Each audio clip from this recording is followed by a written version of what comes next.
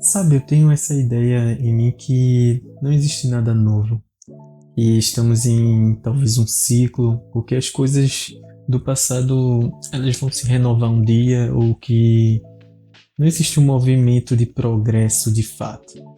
E pensando nisso, eu acabei de ler Odisseia e é muito engraçado observar que é, os relatos dos heróis após a Batalha de Troia e, e a maioria se deu mal, ou na viagem de volta à sua casa, ou, ou no decorrer de algum evento do dia a dia e alguma mazela acabou abarcando ele e ele morreu de forma trágica. Quando é contado pra gente, né, a jornada do herói, a jornada que aquela pessoa forte, vigorosa no início, ela foi lá e galgou e conseguiu alcançar coisas grandiosas.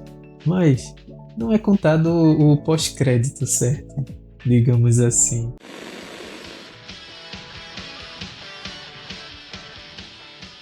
A jornada do herói, da pessoa que está em busca do seu propósito, se resume a isso. Quanto maior seu sonho, maior seu propósito e as coisas que você conquista, também proporcionalmente vai ser maior o desafio.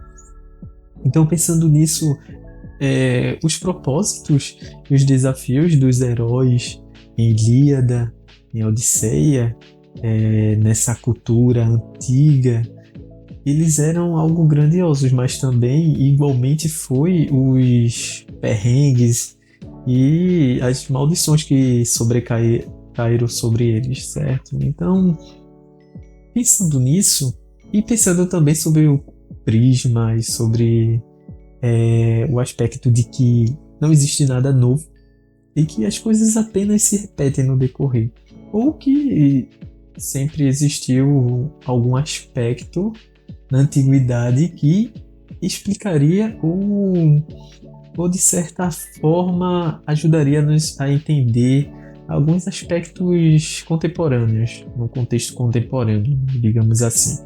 Como se dá esse processo do jovem da geração Z, da minha geração, de estar desistindo desses grandes feitos que nossos antepassados eles almejavam, digamos assim, nossos pais e avós, que é se formar, que é ter uma carreira de sucesso e tal.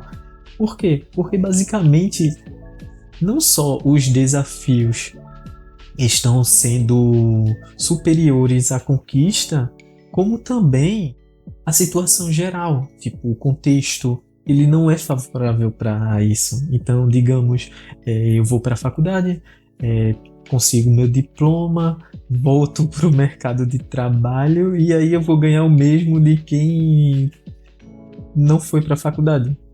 Então, não só essa questão da recompensa, mas digamos que o contexto, a situação de quem trabalhava há 10 anos com ensino médio apenas tinha uma qualidade e um salário muitas vezes melhor do que alguém que está se formando hoje em dia. Então, o que eu observo é que essa jornada 6 por um, por exemplo, não era tão frequente antigamente.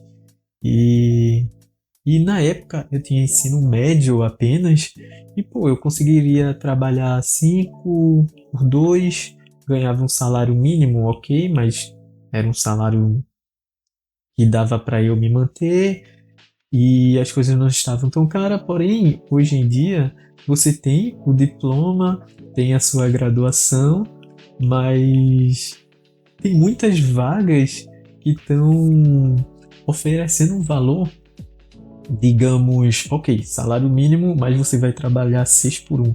Então, pô, piorou. Voltando para o pensamento relacionado à antiguidade, às sociedades antigas, ok, eles passaram esses desafios depois, muitos morreram de forma trágica e de forma muito violenta, porém a memória deles ainda é preservada. Eles são tidos como pô, pessoas heróicas, pessoas de valor, etc. Através do que eles conquistaram. Só que, pô, hoje, por exemplo, você conquista a sua graduação, que antigamente você se tornaria, pô, um cidadão singular se você tivesse um diploma, mas hoje em dia é apenas um requisito. Tipo, sua glória não vai ser cantada em canto nenhum. É mais que sua obrigação ter a sua graduação. Então, toda essa precarização gera um negócio muito interessante, que é todos esses pré-requisitos, eles vão se intensificando cada vez mais à medida que essa precarização também se intensifica. E a recompensa também se torna menos gratificante, digamos assim. Então, qual é a finalidade dessa jornada de fato? É a gente poder ter uma carreira bem-sucedida? Ou é só manter as coisas funcionando como já estão? Porque dentro disso ainda tem algo muito interessante, que é: pô, você não apenas deve prestar os pré-requisitos para a vaga que você quer, não só para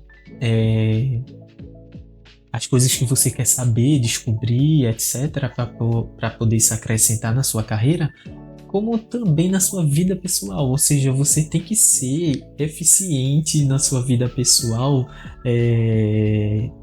produtivo, digamos assim, através de quê? Você pode alcançar isso através de, sei lá, você ter um corpo saudável, uma dieta saudável, você ter relações boas, etc. Então, eu vejo que também essas coisas se intensificaram. Esses requisitos para você socialmente ser bem visto. Só que qual é a recompensa disso de fato? Pô, a gente está cada vez mais conectado de forma distante, as relações estão muito mais precarizadas no sentido que elas são pueris. Então eu vejo que também no âmbito social e para além, né, do trabalho e da carreira, também no âmbito, né, da nossa vida pessoal, dá para observar que à medida que os requisitos para a gente ser uma pessoa interessante ou socialmente bem vista, eles também se intensificaram à medida que a precarização das relações interpessoais, etc., também se intensificou. Também tivemos um progresso em relação às ideias, né? Elas se tornaram mais refinadas.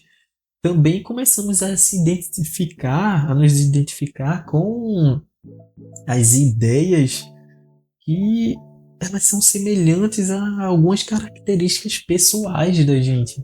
Então, e através disso, as pessoas elas acabam se fechando muito nisso.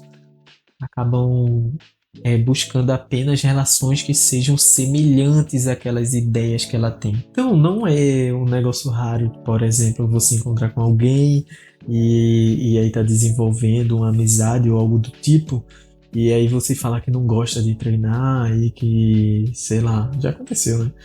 Que você não tem essa afeição por treino e a pessoa fica abismada. Ah, então você já é preguiçoso, porque, tipo, pra pessoa, né? Ou muitas pessoas, se você não treina, é porque você ou é preguiçoso ou não tem apreço pela sua saúde. Então, é muito isso, tipo, tem a ver também, né, com, sei lá, nossas frustrações e aflições. Então, a gente encontra algum tipo de coisa que solucione, dê um pouco de satisfação com alguma aflição da gente, e logo a gente vê que outra pessoa que ela não está exercendo essa mesma solução que a gente descobriu é porque ela está presa nesse problema. Então, acho que na parte da vida pessoal tem um pouco de profundidade essas questões da precarização, mas na questão da carreira e do trabalho é muito mais evidente e muito mais claro como essa precarização ela está se dando ao longo do tempo, porque as pessoas não estão tendo filho também. Isso é muito interessante porque eu não sei, pais da maioria das pessoas conseguia, no caso, manter 3, 4 filhos, e aí com um salário, 2 salários mínimos, e conseguia até manter um carrinho.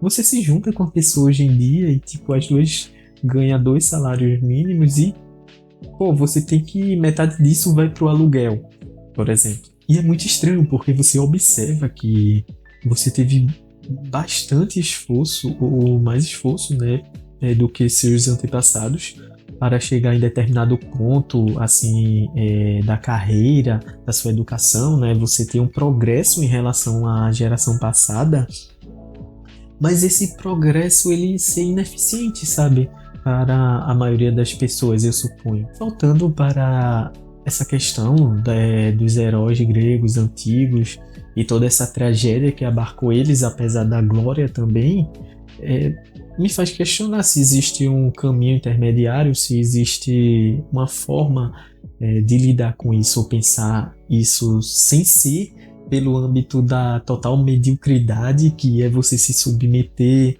apenas a não fazer nada, mas aí você também morreria de fome. Então, não sei se isso é tão eficiente, mas digamos que também você ser totalmente eficiente no trabalho, nos estudos, ser aquilo que seus antepassados almejavam, não é mais algo de valor, como vemos, é algo precário. E você não vai obter muito resultado, porque, primeiro, você está competindo com milhões de pessoas, porque elas estão com o mesmo pensamento. Então, para mim, o que deve ser mais eficiente seria fugir um pouco dessas narrativas, desses discursos, e tentar verificar se existe algo para além daquilo. Porque quando estamos no meio desse ciclo vicioso de não, preciso estudar isso para poder ganhar bem, para poder minha carreira se desenvolver, e eu preciso fazer faculdade também, etc. Você está preso a um discurso muito ultrapassado. Ah, eu preciso arrumar emprego numa empresa, tal, e aí eu vou ter referência no meu currículo. E você se fecha para muitas coisas. Por exemplo, quando eu estava buscando emprego, eu nem sequer pensava em home office. Tipo, muitas pessoas falavam em home office, mas só era burburinho na minha cabeça. Mas aí, um determinado dia, apareceu para mim uma sugestão de uma vaga home office. E aí eu comecei a pesquisar conteúdo na internet, pessoas falando sobre suas experiências home office, e aí me abriu a cabeça porque eu nunca sequer me propus a buscar algo mais tranquilo que eu pudesse conciliar com minha vida pessoal, meu bem-estar. Então acho que é um pouco isso, você acaba apenas se vendo fora da narrativa quando você sai sem querer desse ciclo vicioso. Então, às vezes é uma jogada de sorte e às vezes é o universo, Deus, que vai dar uma dica para você, né? Através de algum evento. E existe uma possibilidade fora daquele escopo de narrativas e que nos induz a tentar almejar a mesma coisa que nossos pais, nossos avós, eles valorizavam, só que eles não tinham. Eles valorizavam isso porque eles não tinham alcançado. Mas hoje já passou. Isso já se tornou algo irrelevante, digamos assim. Não tem tanto peso. Então é isso basicamente. Mas essa jornada não acaba por aqui. Por quê? É muito interessante verificar que a Odisseia, ou essa obra, né, da antiguidade, ela não é a única que podemos verificar algum aspecto ali que ele explica determinada situação contemporânea ou social, algum contexto.